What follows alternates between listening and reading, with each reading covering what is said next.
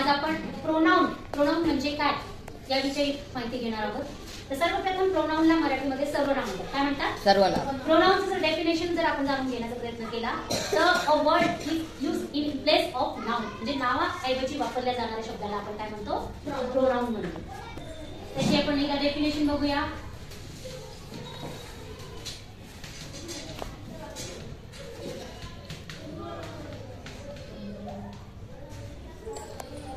Place of noun is called pronoun.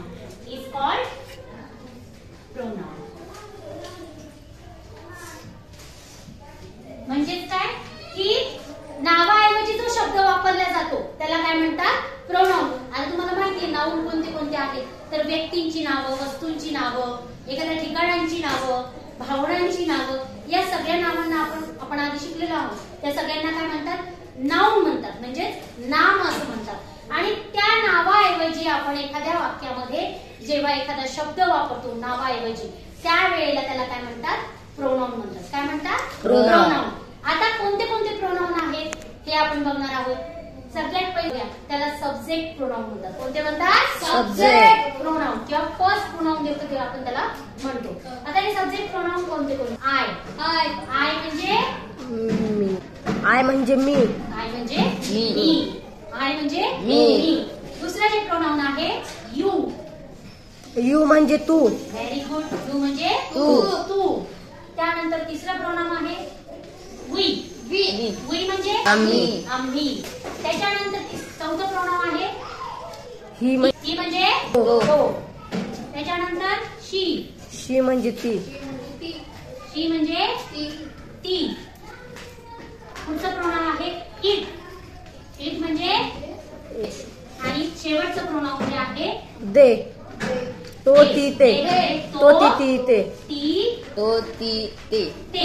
आता आपल्याला हे प्रोनाउन कुठे आणि कसे वापरायचे हे समजायचे। ज्या वेळेला आपण स्वतःबद्दल एखादी माहिती सांगत असतो, my name is Raju, my name is Raju, आणि माझ्या स्वतःबद्दल मला आणखी काहीतरी माहिती सांगायची, तर मी कोण आहे? मी स्टुडंट आहे, आणि मी कोण आहे? स्टुडंट आहे, तर आय एम राजू। मग त्या राजूच्या ऐवजी इथे कोणतं प्रोनाउन वापरणार आता आपण?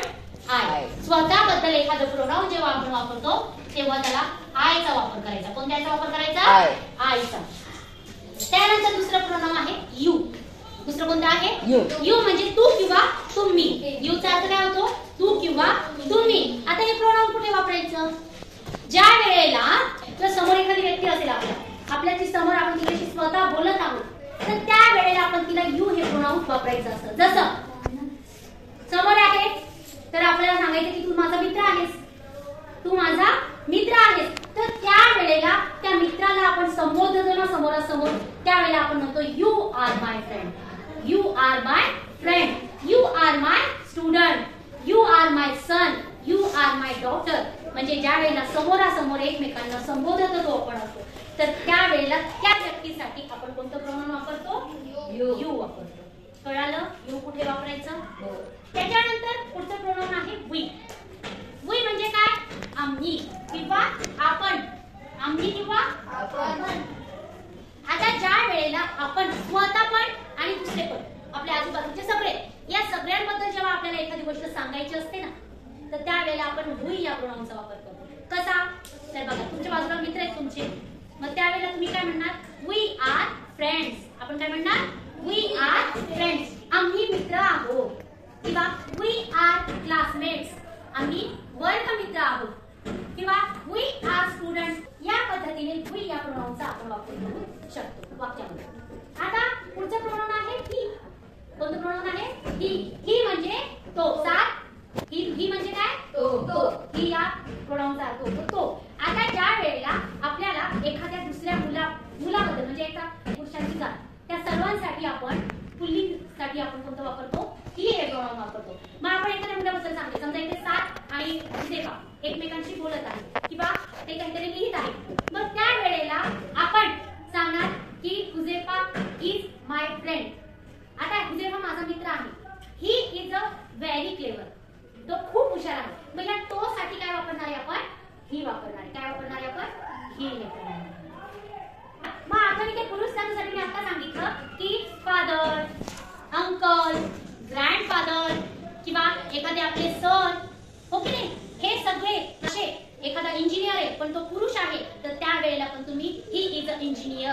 इज अ डॉक्टर असं आपण म्हणतो. मग त्यावेळेला आपल्याला कसं वापरायचं असतं? ही हे प्रोनाउन वापरायचं असतं. तर आता आपलं पुढचं जे प्रोनाउन आहे ते आहे शी. जसं पुरुष जातीसाठी एक प्रोनाउन आपण वापरतो कोणतं? ही. तसंच स्त्री जातीसाठी सुद्धा एक प्रोनाउन आहे ते म्हणजे शी. मी आता सांगितलं. मग कोणते कोणासाठी वापरायचे आहे?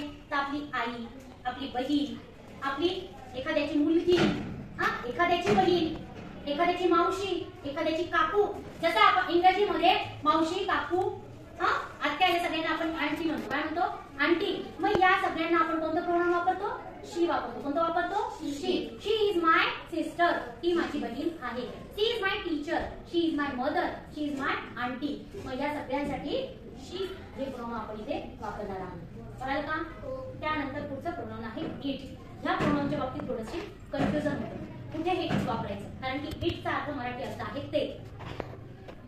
ज्या वेळेला एखादी निर्जीव वस्तू असेल, जसं it is bottle, he bottle निर्जीव आहे की नाही, तर त्या वेळेला जरी मराठीमध्ये ती बॉटल आहे असं आपण म्हणत असतो किंवा ही बॉटल आहे, तर याला शी हे प्रोनाउन वापरायचं नाही. ही निर्जीव वस्तू आहे आणि निर्जीव वस्तूसाठी आपण इट वापरतो.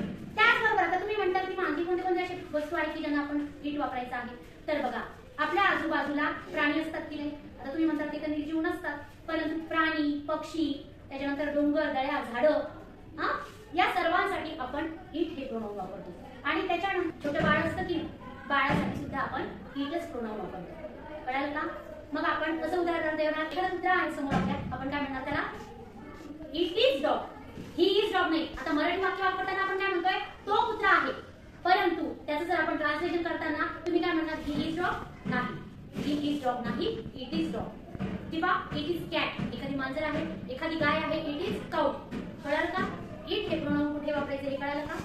ओके. आता प्रोनाउन दे. आता हे दे जे प्रोनाउन आहे ना, ती समुदायासाठी आहे, समूहासाठी. कशासाठी आहे? समूहासाठी.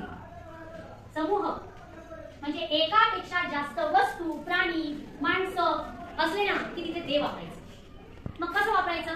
तुम्ही कुठे विद्यार्थी आहे, मग त्या वेळेला मी सगळ्या विद्यार्थ्यांसाठी जेव्हा सांगायचं असेल तर मी म्हणणार they are students. They are students. ते विद्यार्थी आहेत. तिकडे झाडं झुडपं आहेत, आंब्याची झाडं आहेत समजा. मग ही आंब्याची झाडं आहेत, मग एक आंब्याचं झाड नाहीये, अनेक आहेत, म्हणून मी काय म्हणणार? They are mango trees. ज्या वेळेला समूह असेल, मग एकापेक्षा अनेक वस्तू असतील, नाही तर एकापेक्षा अनेक प्राणी असतील किंवा एकापेक्षा अधिक व्यक्ती असतील, या सगळ्यांसाठी आपण कोणतं प्रोनाउन वापरतो? ते. कळालं का? अशा पद्धतीने आपण या प्रोनाउनचा वापर आपल्या वाक्य बनवताना करायचा आहे.